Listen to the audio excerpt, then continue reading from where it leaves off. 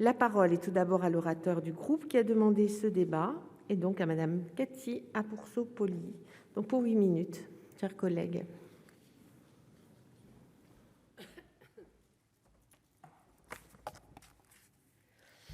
Merci Madame la Présidente, Monsieur le Ministre, mes chers collègues.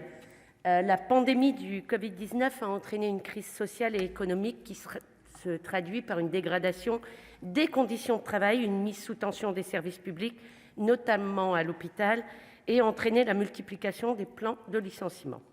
Je pense notamment aux anciens salariés de France Loisirs, dont 118 salariés du site de Noyelles-sous-Lens dans mon département, le Pas-de-Calais, qui ont été licenciés. Et quel cynisme, avec un courrier reçu le 24 au matin et l'accusé de réception le 31 décembre. Joyeux Noël et bonne année pour tous ces salariés.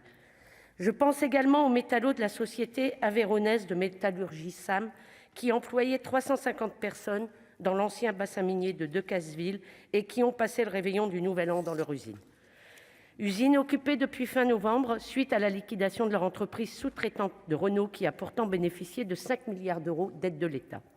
Je pense enfin aux salariés des sites Arkema en grève depuis le 16 décembre pour réclamer une augmentation de salaire au vu des bénéfices records réalisés par le leader de la chimie des matériaux qui a réalisé 9 milliards d'euros de chiffre d'affaires et un bénéfice de 2 milliards d'euros en 2021. La liste est longue et je m'arrêterai là.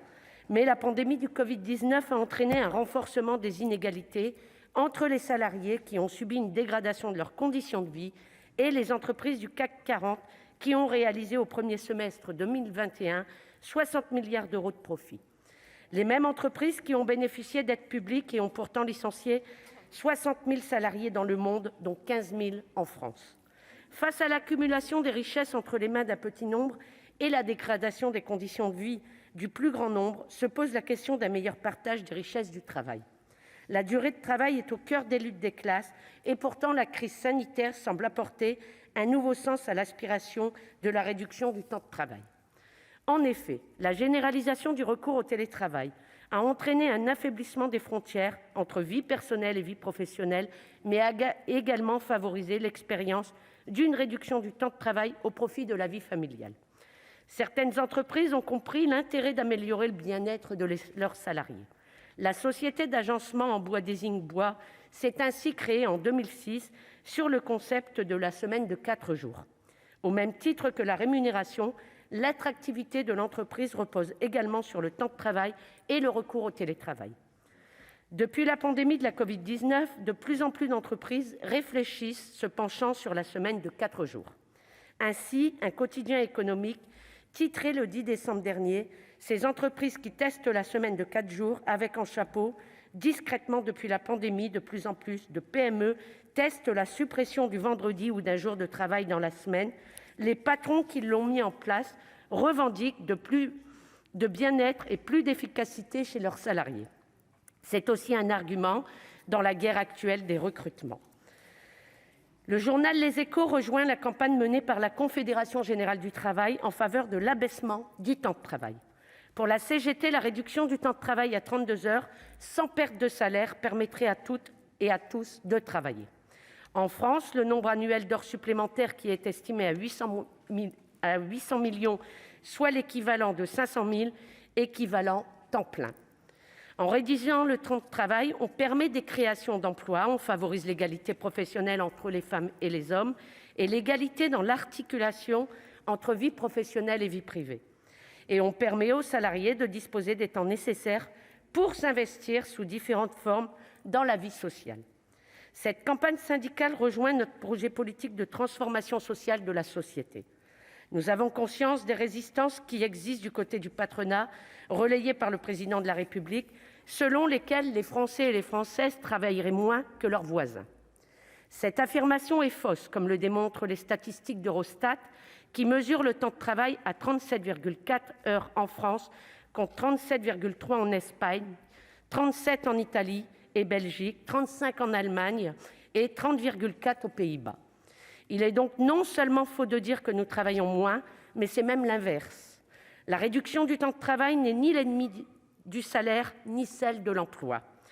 Contrairement à ce que certains candidats à l'élection présidentielle peuvent affirmer, La réduction du temps de travail n'obère pas l'augmentation des salaires, au contraire. Il suffit de regarder les chiffres de l'Insee pour s'en convaincre.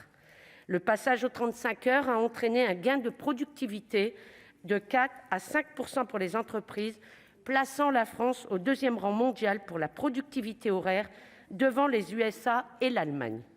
Les 35 heures ont permis un fort développement de l'économie de la culture, des loisirs et du tourisme, grâce au temps de travail libre dégagé, ainsi que la création de 350 et 500 000 équivalents temps plein travaillés.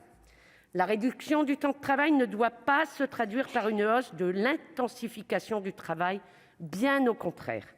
C'est en libérant la parole des salariés sur leur travail, en leur donnant de nouveaux droits d'intervention, qu'on contribuera à éviter les dérives de la mise en place des 35 heures, par exemple dans les secteurs des services, de l'industrie ou de l'hôpital public. La réduction du temps de travail est plus que jamais à l'ordre du jour. Pendant la crise sanitaire, elle a constitué, sous forme de chômage partiel, la mesure principale de gestion de l'emploi, à côté du télétravail ou du travail à domicile. Ainsi, les données de l'Insee montrent que lors du premier confinement, de mi-mars à mi-mai 2020, le nombre d'heures travaillées par personne a diminué d'un tiers, 34%, moins 34%.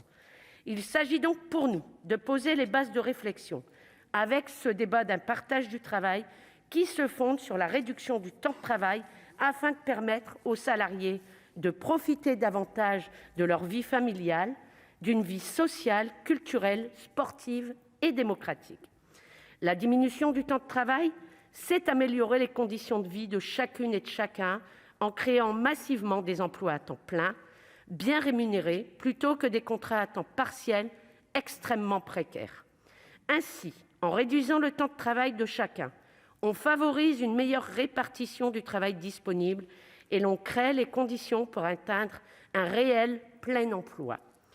Dans le même esprit, la réduction de la durée de cotisation à la retraite à 37,5 annuités et l'abaissement de l'âge du départ à la retraite à 60 ans et non son recul participent à un nécessaire partage du travail dans le temps. À quoi bon faire travailler les gens plus longtemps alors que tant de jeunes attendent un emploi ? Partager le travail et les richesses constitue donc un enjeu fondamental pour l'épanouissement de la société. Je vous remercie.